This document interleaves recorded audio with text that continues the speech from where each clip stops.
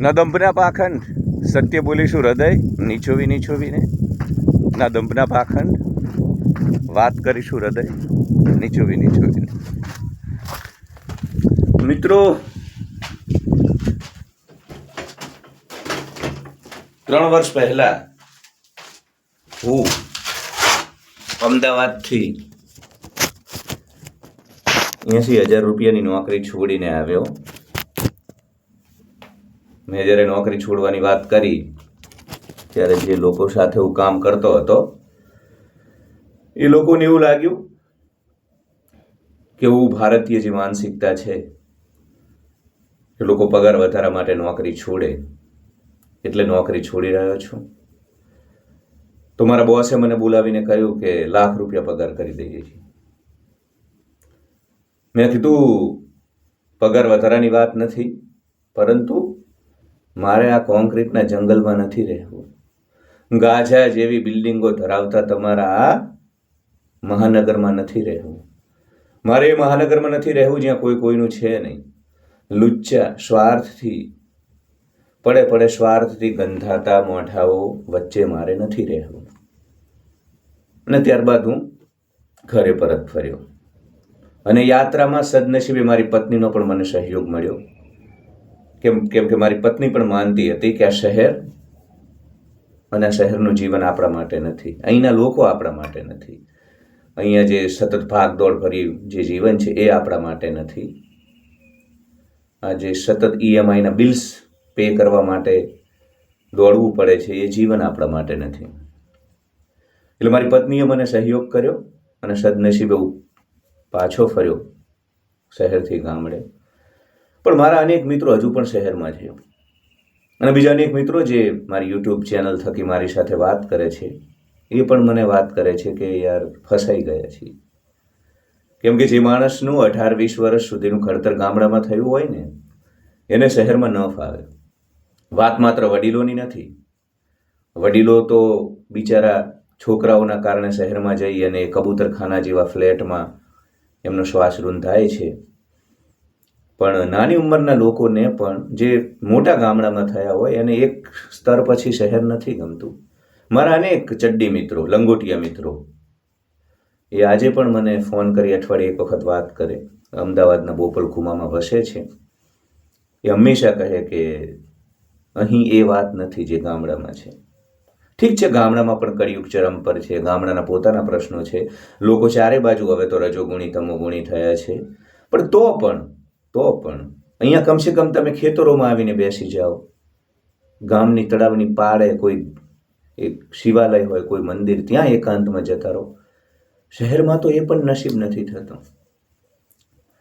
એટલે મારા ઘણા બધા મિત્રો છે જેને શહેરી જીવન છોડવું છે, પણ સૌથી મોટું વિઘ્ન જે છે શહેરી જીવન છોડવામાં એમની પત્નીઓ છે. કેમ કે આપણી બહેનોને શહેરનું ખૂબ જ આકર્ષણ છે. સત્ય વાત કરીશ કે બહેનોને હજુ પણ ભારતમાં કમાનારો 1 અને ખાનારા 5 છે.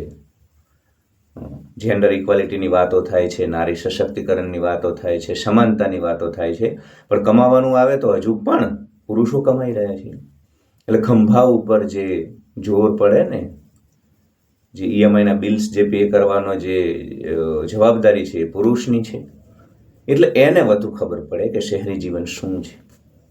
બહેનોને તો કીટી પાર્ટીઓ કરવાની, વાળ સીધા કરાવવાના 5,000માં, નેલ પોલિશ કરવાની, આ સ્કીમ આવી તો ચલો જઈને આટલી ચણિયા ચોળીને આ ડ્રેસ ને આ સાડીઓ લઈ લો, બનકીટ હોલ, શોપિંગ મોલ, ભોગ અને ઇન્દ્રલોક જેવા બધા ભોગો છે શહેરમાં.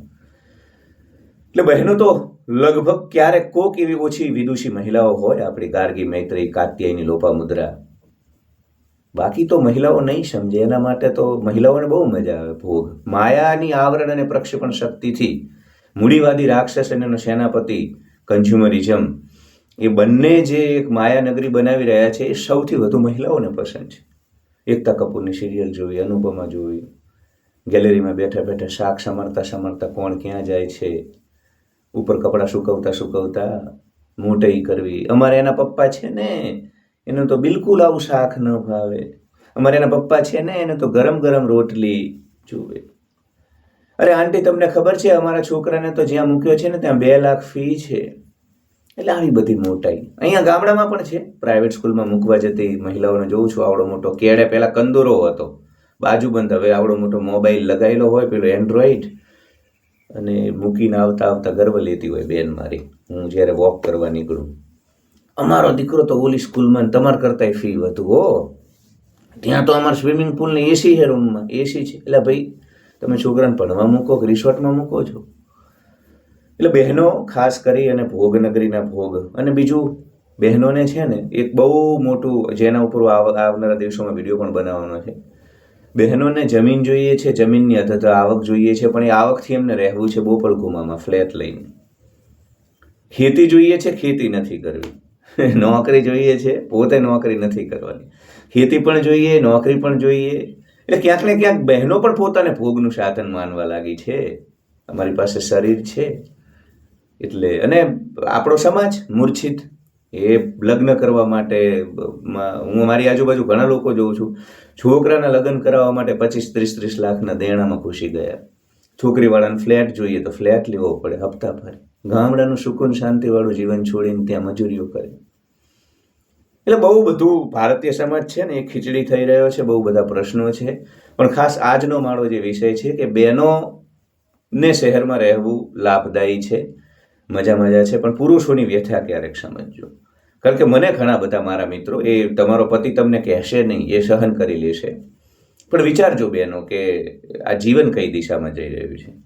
રોટી કપડાં મકાનનું જીવન આજે પણ ગામડામાં 3,000-4,000નું છે, ત્યાં 50,000નું છે. તો કઈ રીતે આદર્શ અને સફળ જીવન હોઈ શકે?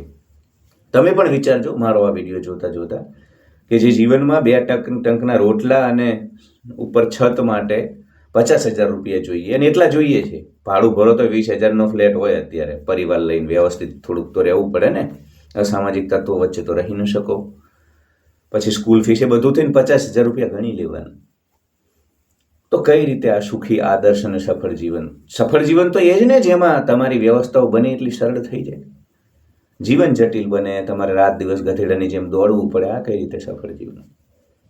એટલે શહેર, એના ભોગો, મૂડીવાદ, અને એ બધું ત્યાં મસ્ત માર્કેટ સજાવીને બેઠું છે. સેન્સ ગ્રેટિફિકેશન, ઇન્દ્રિયોના જે સુખો છે ને, ઇન્દ્રિયના સુખો, એને બહેનોને બહુ વિચાર હોતો નથી. એને બસ આ બધું ચાકમચાળ, પેલું રેસ્ટોરન્ટમાં જમવા જવું, હવે ત્યાંય લાંબી કતારો. ગામડાનું આખા મહિનાનો જેટલો ખર્ચ છે એટલું તો તમે સારી રેસ્ટોરન્ટમાં ત્યાં જમવા જાઓ, ફોટો પાડીને સોશિયલ મીડિયામાં મૂકવા માટે, વેલિડેશન અપ્રુવલ માટે. કોક તમને મોટા ગણે માન આપે, 4-5 હજારનું બિલ ચૂકવતા હોય છે લોકો. અને દેખાડો મૂકો બહેનો, તમને કહું, લોકો એટલા લુચ્ચા છે કે તમે સામાન્ય પરિવારમાંથી આવતા હોય તો તમે સારો પ્રસંગ કરો ખર્ચો કરીને એમને દેખાડવા, તો પણ એ બહાર નીકળીને તો એવું જ કહે છે કે ગરીબ છે પણ સારો પ્રસંગ કર્યો. મારા એક માસી, ભાઈ હમણાં બહુ ખર્ચો કર્યો, એને એમ કે બધા ધનિક લોકો એને સ્વીકારી લેશે. બધા ગયા, મોજ મસ્તી કરી, બહાર નીકળીને બધા એવું જ કહ્યું કે ગરીબ છે પણ સારો પ્રસંગ કર્યો. તો ગરીબ તો રાખ્યો. એને એવું હતું કે તો આ સમાજ ન સ્વીકારે. આ બહુ કેટલાક મુઠ્ઠી પર ધનિક સામંતોનો સમાજ છે, અને એ લોકો, હું તો કહું છું કે ધર્મ પણ 2 જ છે, ગરીબ લોકો અને પૈસાવાળાનો. જાતિ પણ 2 જ છે. દરેક સમાજમાં પણ પૈસાવાળા લોકોનો અલગ જ સમાજ બની જાય.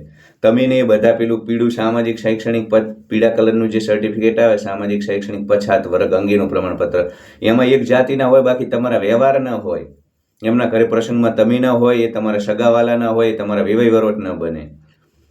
તો ઠીક છે, જેને જે કરવું હોય કરે, પણ આ દેખાડામાં તમે શહેરી જીવનમાં બહેનો ઘણું બધું કરો છો.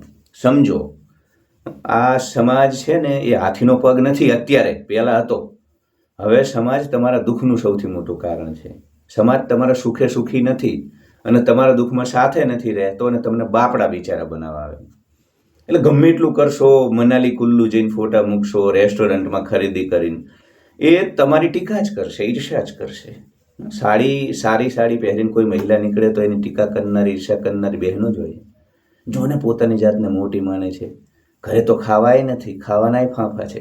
એટલે આપણા DNA ને જીન્સમાં જ ઈર્ષા દ્વેષ છે ભારતના. એટલે આવા સમાજની વચ્ચે તમે મોટાઈ લેવા જશો શહેરી જીવનમાં તો નહીં મળે. તમારો બરડો સીધો નહીં થાય. અને તમારા પતિના ખંભે ઘણા બધા બિલ્સ ચૂકવવાની જવાબદારી આવશે. Love you all. Like, share and subscribe. Hike my video, comment. ડિસ્ક્રિપ્શનમાં જઈ કાઉન્સિલિંગ કોલ લેજો, મને સહયોગ કરજો. Love you. Thank you so much for watching.